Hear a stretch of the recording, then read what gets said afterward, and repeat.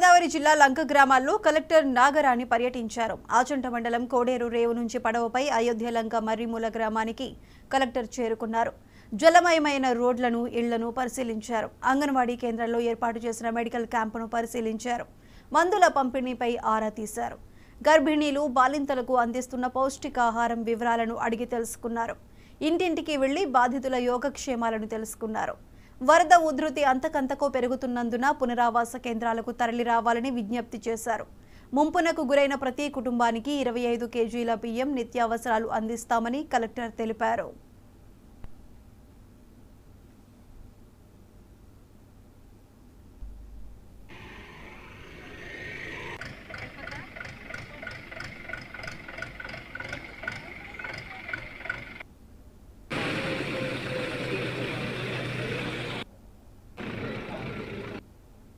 మంచి తాగడానికి నీళ్ళు ఎట్లా ఉన్నాయి, లేకపోతే ఇక్కడ ఉండే గ్రామస్తులు ఏ విధంగా ఉన్నారు, ముంపు ఎంతవరకు వచ్చింది, ఇలాంటి విషయాలన్నీ చూడడానికి రావడం జరిగింది.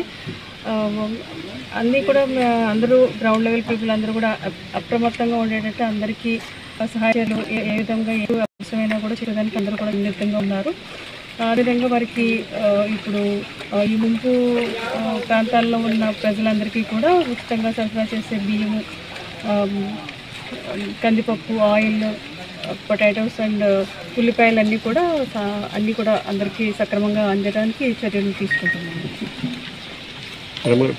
అటు ఇటు తిరగడానికి వీలు లేక ఉండే పశువులు, ఇక్కడ ఉండే పశువులన్నీ కూడా సరైన గ్రాస్ అది లేకుండా కూడా ఇబ్బంది పడుతున్నాయి.